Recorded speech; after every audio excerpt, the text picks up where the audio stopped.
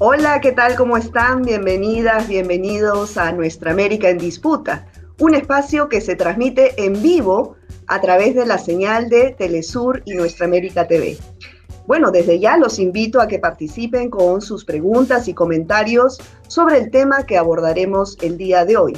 Es la deuda en América Latina a partir de la pandemia. Tenemos un diagnóstico reservado según un estudio que acaba de publicar Latindad, un estudio realizado por el economista Óscar Ugarteche, quien en este momento nos acompaña y con el cual vamos a abordar estos temas. Es un estudio muy interesante y queríamos, bueno, para empezar, darte la bienvenida, Óscar, por estar aquí.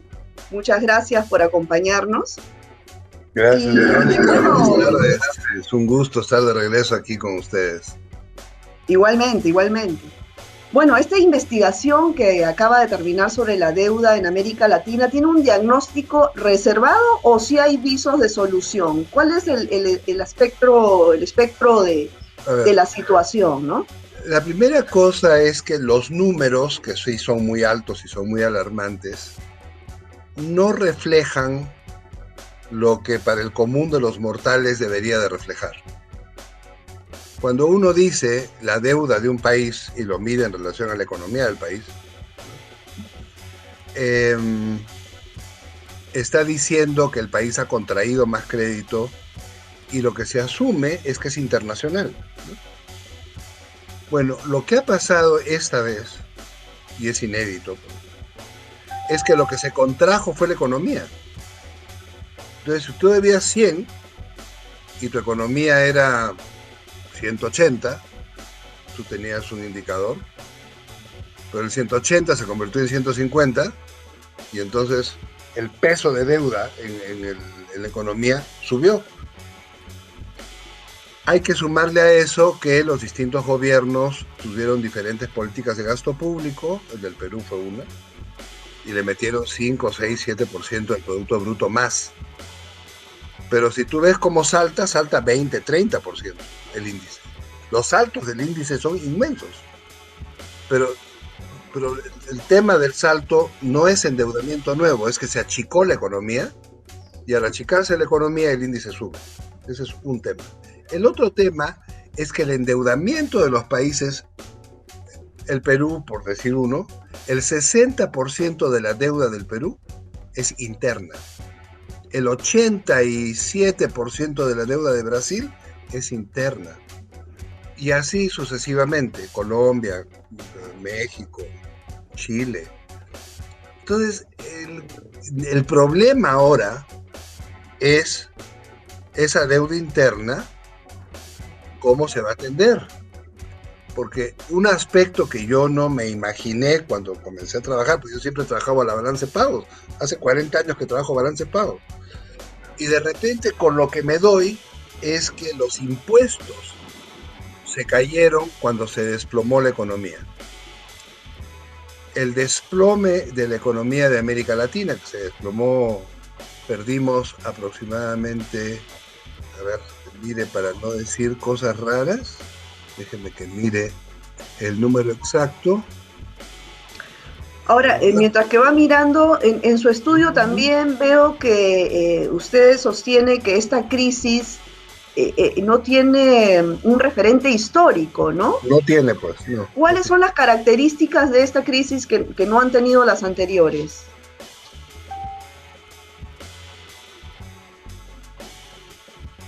Ya, a ver. América Latina perdió 7 años de desarrollo en el año pasado. Y recuperamos una parte en el tercer trimestre y ahora hay que recuperar lo que falta, que es otros 3 o 4 años.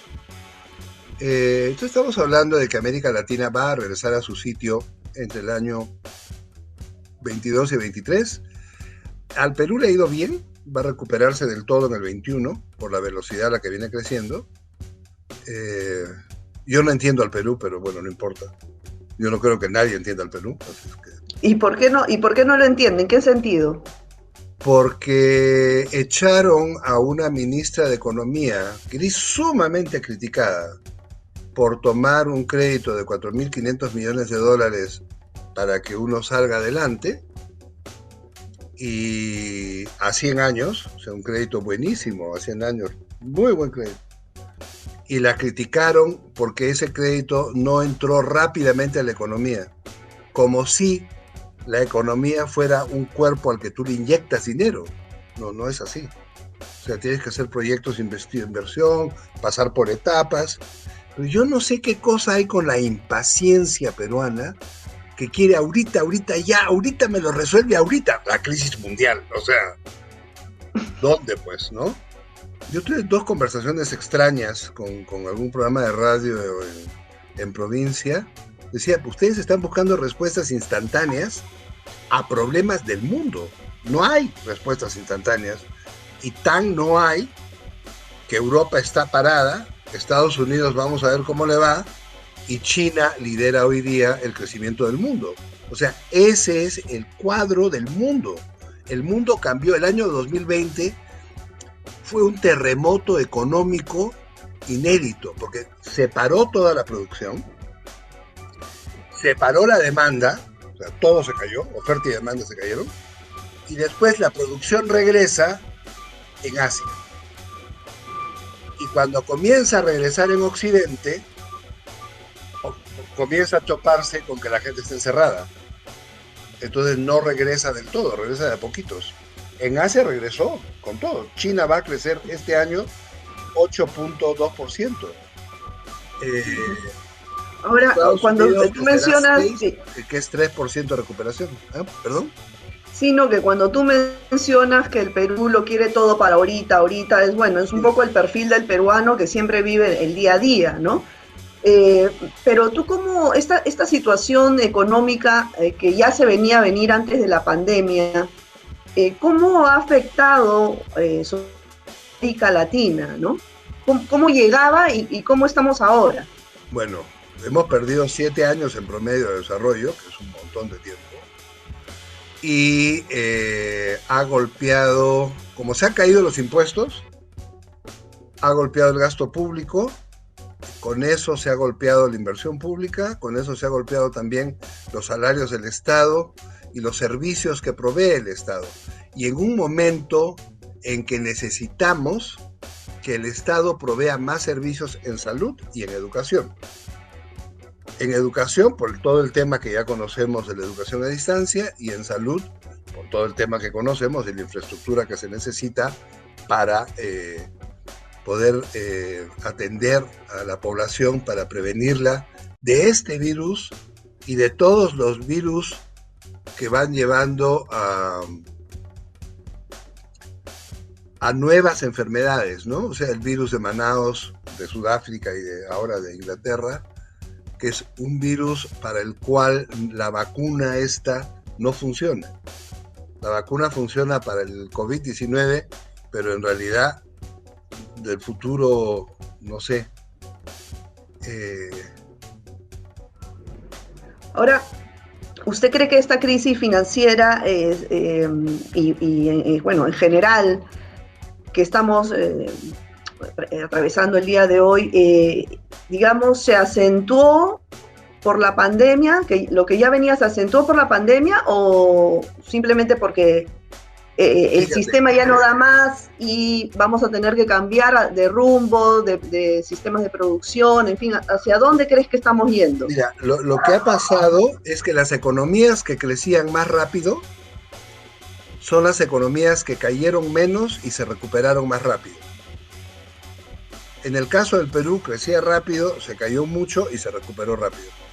En otros casos, donde crecían despacito, como Chile, se cayó mucho y no se recupera. O sea, la recuperación es muy lenta. Y en el caso de Chile, a diferencia del caso del Perú, lo que le metieron en gasto público fue brutal, fue como 12% del producto. Y sin embargo, la economía no se reanimó. O sea, la tasa de inversión, que es la que en última instancia la que mueve las economías, la tasa de inversión del consumo, ¿no? Son los que mueven las economías. La tasa de inversión de Chile no se reanimó, la tasa de inversión privada está deprimida y la tasa de inversión pública está abajo. Entonces no termina de de agarrar vapor. Y en el Perú la tasa de inversión privada está altísima. Y entonces agarró vapor rapidísimo. Ahora, mi interrogante es, ¿por qué en uno sí y en el otro no? Porque cuando uno dice que no, el modelo se terminó, no, el modelo no se ha terminado. El modelo se ha terminado en algunos sitios donde el crecimiento era lento, la tasa de inversión pública era baja, la tasa de inversión privada era baja y la recuperación económica es baja, Europa. Ahora, ¿cuáles son las características principales de esta crisis que no se han dado antes? Es eso de que se cerró la oferta y la demanda al mismo tiempo. Eso nunca había pasado en la historia. Lo otro que nunca había pasado en la historia es que de golpe, en un solo año, todo el mundo perdiera entre 7 y 10 años. Italia perdió 27 años en el segundo trimestre del año pasado, que los recuperó en el tercer trimestre. Pero los perdió en el segundo, sí, se cayó de golpe. Es decir, nunca había pasado. Y entonces no sabemos, ahora que estamos comenzando a caminar otra vez, cuáles son los efectos. Quiero darles la analogía. Una persona se cae del piso 10 de un edificio. Mientras está cayendo, está viva. Cuando golpea la vereda, es cuando tú te vas a enterar si murió o no murió y qué se le rompió. Pero te vas a dar cuenta cuando se pare. Cuando el ciudadano que se cayó 10 pisos recupere la conciencia y diga, bueno, ahora me paro, recién te vas a dar cuenta qué pasó. Se le rompieron 7 costillas, la columna, tiene un traumatismo encefalocraniano, pero solamente cuando se pare. Si no se para, si la economía no regresa a las velocidades previas, no vamos a terminar de ver, y en el proceso vamos a ver que hay empresas quebradas, que empresas que no eran exportadoras cerraron del todo, que hay... Claro, pero siguiendo con tu metáfora, y si no se para, si por no ejemplo... se para, la economía se queda muerta, sí, es lo que yo creo que es el pronóstico de Europa. El pronóstico de Europa es ese. ¿Y el de América Latina? El Fondo Monetario dice que sí, que se va a recuperar, que todo, pero Europa estaba creciendo a tasas de menos de 2%, 1.8, 1.6, y tiene pues un problema de una población envejecida y una población migrante que no quieren, muy grande, que no quieren, es que es muy costosa. Entonces, la combinación está mortal. La solución en el mundo para el capitalismo, para el próximo ciclo económico, tiene que ver con cambio de matriz energética. Y solamente con un cambio como fue en 1908, después de la crisis de 1907, como fue en 1890, después de la crisis del 72. Las grandes crisis se han resuelto con cambios del aparato productivo a partir del cambio energético. Al vapor, la electricidad, el petróleo, y ahora de regreso a la electricidad.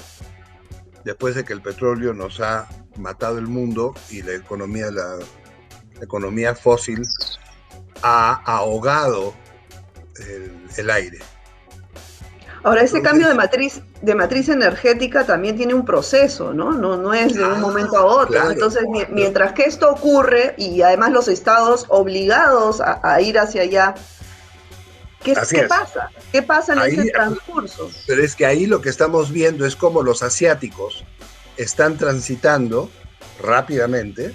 China lo lidera, y China lo lidera, es la tasa más alta de crecimiento del mundo, y además el único país que no se cayó. Único. Exacto, eso también te quería preguntar, ¿no? China no se cayó. ¿Cómo fue posible que no se cayera, que fuera el único? Y además esto cómo ha impactado en Occidente y en América Latina.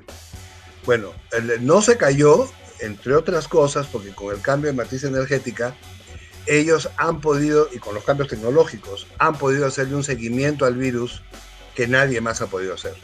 Y además por la organización social que tienen.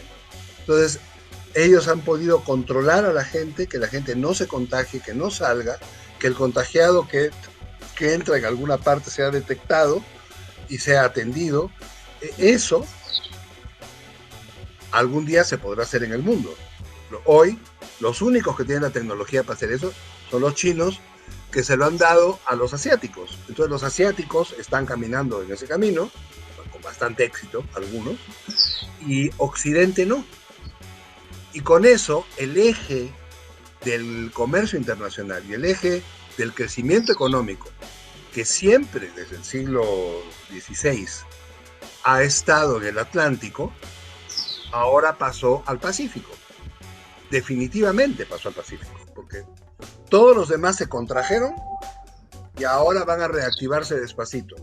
Estados Unidos se va a reactivar rápido por la cantidad de dinero que le van a meter, que es una burrada, y con eso se va a reactivar, y ellos piensan que esa reactivación va a permitirles recuperar 3 puntos por arriba de lo que perdieron. ¿Y tú crees que sea así, no? Porque se han dado muchos paquetes de estímulo, pero ¿cómo ves que suceda, o sea, en los próximos meses? ¿Qué crees que pueda pasar ahí? Pero no rebota a la velocidad que ellos quisieran. Entonces ahora vamos a ver si sí rebota. Europa, yo creo que el Fondo Monetario la ha sobreestimado. Creo que la capacidad de rebote de Europa es más bien en forma de raíz cuadrada invertida, donde el lado derecho es más bajo que el lado izquierdo, ¿no? Es una tasa de crecimiento que baja y cuando rebota, rebota abajo. Nosotros, el mundo, viene creciendo progresivamente menos desde la década de los años 60. La promesa de la década de los años 90 es que el crecimiento iba a ser más rápido, no fue más rápido. Hay países para los que sí fue más rápido, el Perú. ¿Pero por qué fue más rápido el Perú? Porque el Perú en la década de los años 80 perdió 35% del PIB. A cualquier cosa era más rápido. Un caracol era más rápido, de una contracción de 35%. Entonces, pero es un caso excepcional. O sea, en general, todo el mundo ha venido creciendo menos y ahora la pregunta es si podemos volver a crecer con el viejo patrón energético o si no lo tenemos que hacer cambiar para no llevarnos el planeta entre las patas. Claro. Y ahí estamos. Bueno, también otra de los puntos que señalas en tu investigación es el porcentaje de cómo ha caído en toda América Latina la recaudación de impuestos, ¿no? ¿Cuáles serían las propuestas de transformación para el tema de la recaudación tributaria para América Latina? ¿Tú qué crees que pueda funcionar ahí? Por ejemplo, ¿cómo gravar a la economía digital? Yo creo que tienen que grabar un montón de cosas. O sea, yo creo que tenemos que ponernos serios en América Latina con el tema de impuestos. Y eso es convencer a la sociedad de que el Estado funciona. Porque lo que se ha hecho durante 30 años es convencer a la sociedad que el Estado no funciona, que el Estado no sirve, que además el Estado es corrupto y los políticos son todos corruptos. Y a punta de eso, el que puede evadir, evade. Yo creo que si convencemos a la gente de que el Estado es de todos, la economía es de todos, y que la educación y la salud son bienes públicos y no bienes privados, yo creo que si los convencemos, y eso es cambiar la noción de que todo es un bien privado. No puede ser. El agua no puede ser un bien privado, el aire no puede ser un bien privado, la educación, la salud no pueden ser bienes privados de ninguna manera, porque son de todos para todos. Y eso todos lo tenemos que pagar. Y ese es parte del problema de Chile. En Chile privatizaron la educación y así les fue. Así les fue. En cambio, lo que ha hecho Chile de bueno es comenzar a cambiar la matriz energética y ahora tienen la flota, junto con Bogotá, la flota de autobuses eléctricos más grande de América Latina está en Bogotá y en Santiago. Y tienen la generación de energía limpia más grande de América Latina en Chile. Pero entonces, ¿tú crees que la transformación en una recaudación fiscal empieza por concientizar a las personas de que deben pagar sus impuestos? Absolutamente. O sea, no solamente es un problema de poner impuestos, sino que la gente los pague. Pero ¿cómo convencerlos si nunca se ha hecho? O sea, bueno, la clase media está ahorcada porque es la única que paga impuestos, pero, por ejemplo, los impuestos a las grandes fortunas es como, cuando se habla de eso en el Perú, por ejemplo, es como si le estuviesen insultando a su madre. O sea, Sí, no se les claro. ocurre Eso es que una se pueda... indecencia. Claro. Eso es una indecencia, ¿no? En América del Sur, hablar de impuestos a las Pero grandes entonces no fortunas podemos es una esperar indecencia. a convencer o a que esta gente se concientice para que pague los impuestos que se deben. O sea, No, tiene que haber alguna normativa, una voluntad política. lo que pasa es que para que se cumpla con el impuesto, el problema no es que tú pongas el impuesto. Pues mira todos los impuestos que hay para las transnacionales. Montones. Y no los pagan. Yo me acuerdo cuando ¿cómo se llama? A la Telefónica le perdonaron, el Perú le perdonó 2.500 millones de dólares de impuestos atrasados en el 2010, a cambio de que el entonces primer ministro de España le diera una palmadita a alguien en Bruselas para que nos quitaran el requisito de presentación de visa para ir a Europa. Yo creo que no, pues, ¿no? Yo creo que sí, las empresas deben pagar impuestos. Tenemos en este momento de nuestro lado, porque el problema fiscal es universal, tenemos de nuestro lado a Janet Yellen. Tenemos a nuestro lado a la secretaria de Tesoro, que ha pedido un impuesto de 21% a las ventas de las empresas transnacionales en los países donde opera. Eso no es un acto de generosidad de Yellen, es un acto de darse cuenta de que está fregada. O sea, tienen un problema fiscal en Estados Unidos y tienen un problema fiscal en el mundo. O sea, ¿qué hacemos si el mundo está lleno de dólares, y está lleno de dólares, pero los bancos centrales van a pagar la deuda externa con los dólares que tienen, que sí los tienen, y las secretarías de Hacienda no tienen la moneda nacional para comprar los dólares? Entonces el Banco Central tiene que darle crédito a Hacienda para que Hacienda pague la deuda. Y eso es regresar a la estructura de financiamiento que teníamos antes de 1990. Yo lamento mucho, pero la realidad nos ha traído de regreso a lo que tuvimos y ha mostrado que lo nuevo que tenía que habernos sacado del hoyo nos regresó de regreso a lo que tuvimos. Entonces, a mí me parece muy bien que esto esté pasando, porque eso es reconocer que el monetarismo no funciona. Y hay que reconocer sobre eso también, ¿no? Sobre ese tema que hablabas de los bancos, del sistema financiero. En esta pandemia todos los estados le han inyectado capital a los bancos. Claro. Pero ¿acaso es un requisito indispensable para que la economía real se reactive, digamos? Porque eso es lo que siempre nos dicen, ¿no? O sea, si el sistema financiero se cae, la economía real se cae. Ahora, ¿pero qué pasa? O sea, si los estados ese dinero lo hubiesen inyectado al sector agrario, a los sistemas productivos, ¿no hubiese sido mejor? ¿Por qué a los bancos? A ver, espera. ¿Hay dinero fiscal que sale de Te estoy preguntando como una alumna universitaria. Sí. Por eso. Hay dinero fiscal que sale de los impuestos y hay dinero del Banco Central, que es crédito del Banco Central, que va a los bancos. Lo que se ha hecho en el mundo es que los bancos centrales le den crédito a los bancos comerciales para que estos tengan a su vez la liquidez para reestructurar la deuda de todo el aparato productivo que ha quebrado. Eso es una cosa que se ha hecho. Cosas más que se pudieron haber hecho o que se pueden hacer. El Estado compra 30% de las acciones del banco A, B y C y se sienta en el directorio y vota y tiene voz y hace todo como un accionista cualquiera y está ahí. Y con eso el accionista, el Estado como accionista grande, tiene voz para decir, por ejemplo, tenemos que poner las tasas de interés activas en niveles internacionales. Las tasas de interés activas de América Latina son las tasas más altas del mundo. He hecho un estudio comparado de Europa, Asia, Estados Unidos y América Latina, y en América Latina las tasas activas son las más altas del mundo.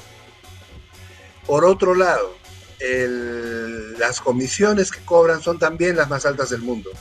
cuando he hecho el estudio de concentración en 6 países de por qué esto pasa porque tenemos sectores bancarios cartelizados, con 4 bancos que representan el 70% en promedio de los activos bancarios.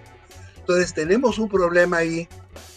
Se está rescatando a bancos que son altamente rentables, sí, pero si no se les da el dinero, ellos no tienen cómo reestructurar todo la deuda que la economía les tiene a través del banco. O sea, son 2 verdades en simultáneo. Ahora, ¿yo qué hubiera hecho o qué haría? Sí, que el Banco Central haga lo que ha hecho, tiene que darle crédito, sí, pero también vamos a capitalizar los bancos y vamos a poner accionista. El Estado va a ser un accionista con una plaza en el directorio que va a representar el 25% del total del banco. Chao. Claro. Y con eso en cada banco, y con eso me evito discusiones en el Congreso sobre si las tasas suben y bajan, si al mercado no sé qué, porque esa no es la discusión. Esta no es una discusión política, es una discusión de cómo se compite internacionalmente con una banca que sea amigable y no con una banca que se dé espaldas. Claro, pero si un gobierno hace eso, es estatista, ¿no? Es comunista. ¿Hay alguno que lo haya hecho en el mundo? ¿Hay alguno que lo haya hecho en el mundo así como lo planteas? Sí, claro, en Alemania y en Europa, bueno, en Inglaterra. Ya. Bueno, eso pasa en América Latina y ya el gobierno es chavista, ¿no? Lo que pasa en América Latina es que la ideología ha ganado a la realidad de largo. Sí. Ya no hay, antes en algún momento hubo alguna relación entre ideología y realidad, ahora no hay ninguna. La ideología va por allá y los defensores van por allá y Keiko Fujimori tiene que ganar porque ella defiende el modelo, etcétera. Y la ideología pasa por encima de la realidad de, por ejemplo, en el caso de Keiko Fujimori, que la mujer está involucrada en toda clase de delitos, que tiene 30 años de cárcel por delante, va por delante de que su papá está en la cárcel, va por delante que participó de un gobierno criminal, se brinca porque la mujer defiende el dinero. Es ideología pura. Pues ¿el dinero de quién? El dinero del 1%. Y ahí es donde sale Pedro Castillo al otro extremo y dice, no, yo vengo de los pobres. Y se polariza. Y todo lo que cae al medio desapareció. Fatal. Así es. Y ahora en esta... ¿Perdón? Justamente con el tema de los préstamos que han hecho los bancos y la tasa que han querido, ¿no? Para las pequeñas empresas, para las medianas y pequeñas empresas. En Perú, por ejemplo, hay 500.000 de MIPES que han quebrado, ¿no? Me imagino que en América Latina es un número similar. Entonces, ¿qué va a pasar con esta deuda privada que tienen los estados en América Latina? ¿Quién la va a asumir? Porque estas empresas no le van a poder pagar a los bancos. ¿Quién va a asumir esa deuda? Yo supongo que el Banco Central, ¿no? Me imagino que el Banco Central le va a pagar a los... Estas pymes deben haber tomado esos créditos que deben ser muy pequeños. Deben ser créditos de $10,000 o por ahí. Los han tomado yo no me refiero a los créditos que se dieron en la pandemia, ¿no? Porque sí han habido programas en diversos países, pero ellos venían con préstamos anteriores, digamos, ¿no? Claro, pero venían ya prestándose con los bancos. Por definición son chiquitos. Entonces son créditos de $10,000, $20,000, no es más. Ok. Y eso, que digamos, en total deben ser $100 millones. No creo que sea más. ¿Y eso lo tendría que asumir los estados? Lo tienen que asumir los bancos centrales. No el fisco, sino el Banco Central. El Banco Central, que es el que da los créditos y compra créditos, ¿no? Está en ese negocio. Ese es el negocio del Banco Central. Lo que los bancos centrales deberían estar haciendo ahora es inyectando liquidez en la economía para reanimarla, comprando estas deudas, inyectando dinero a la economía. Pero ¿Hay algún estado que lo esté haciendo así en América Latina? Sí se ha hecho. Sí. Estoy pensando ahora, el Perú lo ha hecho, Colombia lo ha hecho, México lo ha hecho, poco, pero lo ha hecho, Brasil lo ha hecho. Sí se necesita... Pero ¿cómo es eso? O sea, por ejemplo, yo tengo una pequeña empresa, quebró, pero le tengo una deuda a un banco privado de $50,000. Esa ya. deuda, o sea, el banco me la va a seguir cobrando a mí, Sí, pero o se la va a hay dos cobrar al cosas, Estado y yo ya sí, me olvidé. hay dos cosas que pasan. Esa deuda tú ya no la puedes pagar, el banco dice, bueno, tengo aquí un crédito que yo no puedo cobrar, deme sus activos. Te da los activos valen 10,000 y entonces quedan 40,000. Entonces ahí tú vendes esa deuda como un instrumento, se lo vendes a alguien, a un cobrador, y ese cobrador a su vez hace algo con eso. Quien está detrás del banco es el Banco Central. Entonces ahí viene la relación Banco Central con deudas. Lo que el Banco Central puede hacer es decirle al cobrador, yo te compro esa deuda y yo te doy a ti, cobrador, el dinero de esa deuda. Y tú, cobrador, vas a tener el dinero en efectivo y tú haz lo que quieras con ese dinero. Y con eso inyecta dinero a la economía. Así es como, ese es el canal por el que funciona eso. Ahora, ¿Y está funcionando así? no sé, no he visto qué ha pasado con las deudas de pequeñas empresas. Yo lo que vi fue la de las grandotas. Todo el mundo protestó por la inyección de dinero a las grandes, pero si no le inyectas dinero a las grandes, los grandes empleadores cierran. Y en el caso, eso lo vimos en el caso de las automotrices en Brasil, cuando Bolsonaro dijo que él no ponía un centavo para reflotar las fábricas de Ford, Ford dijo cierro. Y dejó, no me acuerdo si son 3,000 obreros sin empleo. Después llegó una empresa china y compró ya, ¿no? Pero sí, los bancos centrales tienen que cumplir con su función ahora, que es ser prestamistas de última instancia y darle el dinero al intermediario para que el intermediario le dé el dinero al cliente. Claro, para eso está. Claro. ¿Y cuáles serían las propuestas para reactivar la economía, pero desde la perspectiva del ciudadano de a pie que perdió su empleo? Eso es bien difícil, porque mira, como esta es una crisis de un lado y del otro, como es una crisis de oferta y de demanda, no se puede reactivar una economía sin demanda. No tienes forma. Y entonces se necesitan estos bonos para las familias, se necesitan urgentemente para reanimar la demanda. Eso se necesita de una vez y mientras más grande mejor y mientras más masificado mejor para reanimar la demanda. Por el otro lado, se necesita que el Banco Central dé líneas de crédito a los bancos y a todos para reanimar la oferta.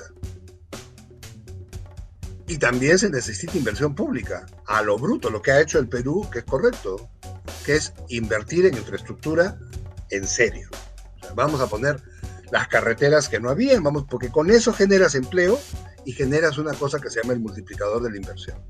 Entonces, generas empleo y la economía se articula, las cadenas de valor adentro de la economía se articulan y la cosa comienza a caminar.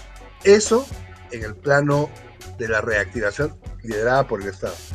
En el caso de la reactivación privada, la parte más, creo yo, más promisoria está en la agricultura. Es la reactivación de la agricultura eslabonada entre sí, si no adentro del país con los países vecinos, primero para contaminar menos, después para abaratar costos y después para mejorar la calidad del producto final, porque no es lo mismo comer un tomate sacado esta mañana del árbol que comer un tomate congelado que llegó de quién sabe dónde. El otro día me pasó con un pescado traído de Vietnam. Horrible, horrible. Yo estaba pensando en mi corvina, caray. ¿Cuál corvina? Me tocó un pescado congelado. Era blanco y era ancho, pero es espantoso. Claro, nos hemos olvidado. Tiempo estaría congelado. Nos hemos olvidado, por esta cosa de la globalización, que uno puede comer rico si produce cerca. Y que no es difícil, eso no es difícil. No quiere decir que no se produzcan frutas para exportar, que se produzcan lo que quieran para exportar, pero sí tienes que producir para comer adentro. Eso sí, para comer produce adentro. Reduce. Claro. En América Latina la mitad de lo que comemos es importado. La leche, el trigo, la carne es importada, país más, país menos. Y en México además es importado el maíz, que es criminal. En un país productor de maíz, donde se inventó el maíz, se importa el maíz. Porque los subsidios agrícolas en Estados Unidos, que no le llaman subsidios agrícolas sino no sé cómo, hace que el maíz importado, que es transgénico, sea más barato que el maíz natural mexicano, que es mucho más sabroso. Claro. Y nosotros tenemos que esperar a octubre a que lleguen los cacahuacintles para comer un buen choclo, y el resto del año comemos unos chocritos que vienen del otro lado y que no saben a nada. Sí. Exacto. ¿Y qué otras alternativas? De las tortillas. No, sí, no, definitivamente. Es un drama. Es un drama. estratégico este tema de la soberanía alimentaria, ¿no? Pero, ¿y Sí. qué otras alternativas podrían haber? Otras alternativas de innovadoras, de empleo que se puedan implementar. No sé, ahora yo veo que toda la economía está virando hacia lo digital, ¿no? Bueno, claro, lo digital está ahí, ¿no? Lo digital está ahí, eso es una realidad, que lo digital está ahí. Y eso no es un tema latinoamericano, sino mundial, ¿no?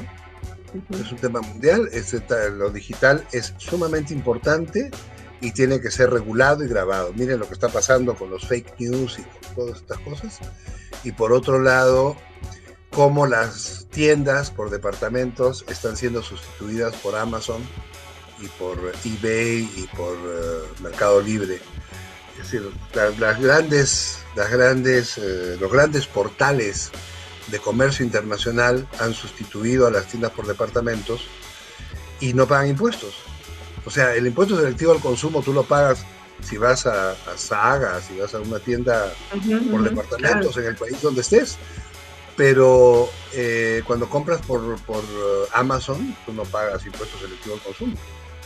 Claro, eso es otro tema, ¿no? Y importantísimo, porque las administradoras tributarias siguen detrás de la bodeguita para que pague impuestos y la se le va el dinosaurio. Claro, o sea, quedó en la época de la carreta y la economía digital ya está pues en su nave espacial, ¿no? O sea, cómo empatar y que se pueda grabar la economía digital. Pero bueno, se nos está yendo el tiempo, ya nos hemos pasado bastante, pero yo no quería terminar esta entrevista, Oscar. Bueno, es interesantísimo escucharte, en verdad. Esta última pregunta respecto a la deuda pública, ¿no? ¿Qué otras opciones tiene América Latina para no depender del FMI? Bueno, nosotros yo creo que en primer lugar hemos hecho bastante en estos 30 años para no usar crédito internacional y en efecto, digamos, el peso de lo externo en la deuda actual es menor. Los países que tienen problemas de deuda internacional hoy son los que tenían el problema en el año 19. Esta no es por la crisis del COVID. O sea, Argentina, Ecuador. Hay un problema, digamos, potencial en Centroamérica. Estoy pensando ahorita en El Salvador y en Costa Rica. Y podría haber, si no hay una recuperación económica acelerada en Bolivia, podría haber un problema con Bolivia. Pero en líneas generales, prácticamente todos tenemos deuda interna, todos nos hemos ido destetando de la dependencia del dólar y todos tenemos niveles de reservas que nos han convertido en poco vulnerables a los shocks externos. Y eso es una ventaja sobre la situación del año 80. Yo creo que esa es la gran noticia. Ahora, ¿tenemos que hacer más para tener cooperación financiera regional? Sí. Yo sé cómo abucharon el Banco del Sur, mi pobre idea. El libro ya va a salir ahorita, que se llama Cooperación Financiera Regional, donde explico qué quise decir por Banco del Sur, qué quise decir por Cesta Monetaria Regional, etcétera. Ya por fin va a salir el libro. Porque lo abucharon innecesariamente porque Hugo Chávez decidió que era una buena idea. Bueno, si otros hubieran pensado que era una buena idea, hubiera sido estupendo, pero el problema es que nadie más pensó que fuera una buena idea. Y yo lo único que estaba haciendo era, digamos, reconstruyendo la idea inicial de Europa y juntándola con las reformas regionales de Asia, que son las que en este momento son las más avanzadas, ¿no? En Asia, como en el Mercosur, el comercio internacional intra-Mercosur se hace en moneda nacional. Ese fue un éxito del año 2008. Eso tendría que ser para toda América del Sur, el comercio intrarregional en moneda nacional.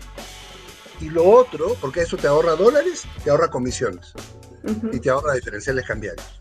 Y lo otro que tendríamos que tener es un sistema de swaps entre bancos centrales que nos permita, en caso de cualquier ayuda, echar mano al Banco Central vecino. Y eso tendría que estar coordinado, digamos, por el FLAR. El estudio lo tengo hecho, no lo he terminado de redactar, pero digamos, eso requiere una suma de aproximadamente 120.000 millones de dólares para asegurar a todos. Los únicos que ese fondo no asegura son a Brasil y a México, que a su vez están asegurados por el FED, no por el fondo. Tienen relaciones directas con el Banco Central de Estados Unidos, ambos, y con eso ellos mantienen su estabilidad cambiaria más o menos bien.